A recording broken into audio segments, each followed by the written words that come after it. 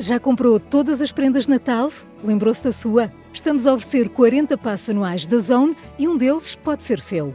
Assine hoje até 55% de desconto e habilite-se a ganhar.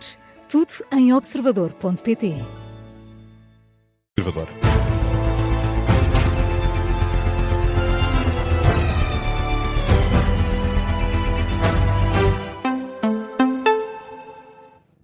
Jornal das 4 na Rádio Observador, com a edição do jornalista Miguel Videira. E Miguel, está agendada para daqui a cerca de meia hora a leitura da decisão dos juízes conselheiros do Tribunal Constitucional que apreciaram o pedido de fiscalização da Lei da Nacionalidade apresentado pelo PS. Daqui a pouco vamos ficar a saber se algumas das normas que suscitam dúvidas à bancada do Partido Socialista estão ou não conformes à Constituição da República Portuguesa.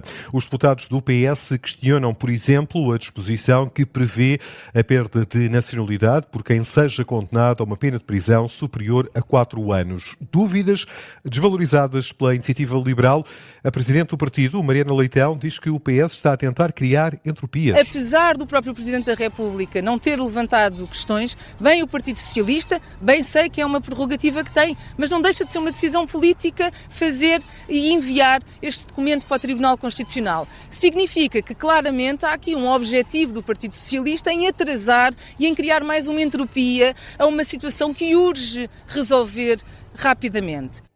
Sobre esta decisão do Constitucional, pronunciou-se também André Ventura. O Presidente do Chega espera que os juízes do Palácio Raton percebam qual é a vontade do povo. Nós trabalhámos muito horas a fio, com delegações conjuntas, para se chegar a um texto, que não é o texto que nós gostaríamos, não é o texto que o Governo gostaria, mas chegou-se a um consenso nacional. Também peço ao Tribunal, às instituições públicas, também que tenham em conta esse consenso nacional a que se chegou num país que teve eleições legislativas há muito pouco tempo e que houve uma maioria claríssima entre o partido que tem hoje o Governo e o Chega. É uma maioria de mais de 50% da população. Declaração de André Ventura à margem da formalização da candidatura à presidência da República. O presidente do Chega e candidato a Belém formalizou hoje a candidatura à presidência da República com a entrega das assinaturas, precisamente no Tribunal Constitucional. O mesmo fizeram outros dois pretendentes à sucessão de Marcelo Rebelo de Sousa, António José Seguro, candidato apoiado pelo PS, e André Pestana, o antigo presidente do STOP, o sindicato de todos os profissionais de educação. E o PS vai votar contra o orçamento para a Câmara Municipal de Lisboa. Alexandra Leitão acusa Carlos Moedas de cortar o investimento na habitação. Um corte que, segundo Alexandra Leitão, não deixa alternativas ao Partido Socialista. Quando a crise da habitação em Lisboa é uma crise, já não é urgente, é uma emergência, ter um orçamento municipal que reduz em, repito, 40%, menos 100 milhões de euros, o investimento municipal em habitação não podia ter outro voto que não fosse o voto contra do Partido Socialista. Não é um voto estratégico ou muito menos tático. Este é um voto que analisou o orçamento. E foi por analisar o orçamento que vamos votar assim, porque o orçamento de facto é um mau orçamento para a cidade. É o que diz Alexandra Leitão, com críticas muito em particular à redução dos montantes a investir no setor da habitação, depois de no mandato anterior o PS ter optado pela abstenção em todos os orçamentos municipais. Este ano os socialistas vão votar contra o primeiro orçamento, o novo mandato de Carlos Moedas. Alexandra Leitão, como aqui acabámos de ouvir, assegura que não faz por taticismo. Ora, sem a abstenção dos vereadores do PS, Carlos Moedas precisa dos votos do Chega. A vereadora socialista salienta que o acordo não deve ser difícil, tendo em conta alguns entendimentos recentes. O atual Presidente da Câmara, e o atual Executivo Camarário, já viabilizou um conjunto de propostas, a nosso ver más, que vão desde aspectos que têm a ver com o funcionamento da Câmara, ao nível do regimento ou ao nível da delegação de competências, e péssimo, ainda muito pior, o regulamento do alojamento local, e fê-lo utilizando e governando com o Chega. Portanto, enfim, não é uma opção. Se tiver que fazer essa opção, seguramente não é por causa do voto contra do Partido Socialista no orçamento, é porque já fez essa opção desde o início do mandato em coisas muito lesivas, como, por exemplo, o alojamento local. Críticas da vereadora socialista Alexandra Leitão à proximidade de Carlos Moedas ao Chega, é pelo menos o entendimento da vereadora do PS. Em declarações à Luz, Bruno Mascarenhas, o vereador do Chega, revela que ainda não decidiu como vai votar este orçamento municipal, mas sublinha que há aspectos positivos que vão, de resto, ao encontro das políticas defendidas pelo Chega. A proposta de orçamento é votada na quarta-feira, depois de amanhã. E a Faculdade de Direito da Universidade de Lisboa decidiu suspender o contrato de Paulo Abreu dos Santos, detido por suspeitas de pornografia infantil e abuso sexual de menores. Sim, está indiciado pela prática desses crimes. O docente foi adjunto da antiga Ministra da Justiça, Catarina Sarmenti Castro. A Polícia Judiciária realizou buscas na casa do advogado na passada quinta-feira e foram encontrados vídeos de crimes sexuais contra crianças. Paulo Abreu dos Santos está preso preventivamente. A Faculdade de Direito anuncia agora a suspensão do contrato do até aqui assistente convidado da instituição de ensino superior. Noutros temas, já terminou a reunião que juntou Volodymyr Zelensky e os enviados especiais dos Estados Unidos.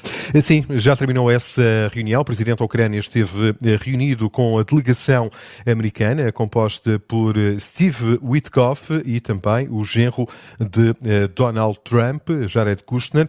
Segundo a agência ucraniana, Volodymyr Zelensky considera que a proposta dos Estados Unidos de criar uma zona desmilitarizada no Donbass não faz sentido porque não é claro quem vai assumir a administração do território. E foi esse um dos pontos abordados nesta segunda reunião.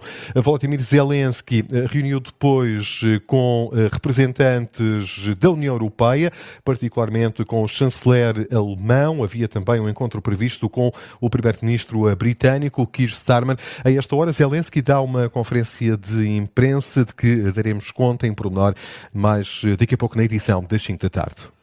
E Miguel, o Ministro dos Negócios Estrangeiros afirma que Portugal apoia um alargamento da NATO à Europa, à Ucrânia. À Ucrânia, sim, é isso mesmo. Em declarações aos jornalistas, à margem de uma reunião dos Ministros dos Negócios Estrangeiros dos 27 Estados-membros, Paulo Rangel disse que Portugal vê com bons olhos a entrada da Ucrânia na NATO, de resto uma posição reafirmada. Se não for possível, sublinha o chefe da diplomacia portuguesa, é preciso dar garantias de segurança a Kiev. Repare, eu já há muito tempo que falei sobre a questão da NATO. Portugal apoia um futuro alargamento da NATO à Ucrânia, não tem nada contra, mas eu sempre achei que essa poderia ser uma solução que, não sendo viável, podia ser substituída por outras, as garantias de segurança. E, sinceramente, se isso for, e acho que é altamente provável que seja, um ponto importante das negociações, isso não deve ser visto como nada dramático, nem sequer como uma derrota negocial, porque acho que é um ativo que está em cima da mesa. O Ministro dos Negócios Estrangeiros volta a dizer também que Vladimir Putin só vai parar se a Europa conseguir responder de forma séria e contundente. Passam 7 minutos das 4 da tarde. Miguel Videira, aqui outros temas estão em destaque. O orçamento e plano de investimentos da Madeira para o próximo ano foram aprovados com os votos a favor da maioria PSD, CDS, PP. O orçamento, apresentado no valor global superior a 2 mil milhões de euros, contou com os votos favoráveis da maioria e a abstenção do JPP, do PS, do Chega e da Iniciativa Liberal. No final do debate, na generalidade, o chefe do Executivo Regional, o social-democrata Miguel Albuquerque, sublinhou que o orçamento para o próximo ano vem confirmar e reforçar o caminho de crescimento da região. Pelo menos 21 pessoas morreram, 32 ficaram feridas na sequência das inundações que atingem o sul de Marrocos. Chuvas torrenciais excepcionais durante o período de cerca de 1 hora atingiram a província costeira de Safi. As autoridades apontam que as cheias revelam que as cheias afetaram, esta estimativa, 70 residências e estabelecimentos comerciais. Decorrem a esta hora operações de busca. A liberdade de expressão em todo o mundo recuou 10% desde 2012. São conclusões de um estudo publicado hoje pela Unesco.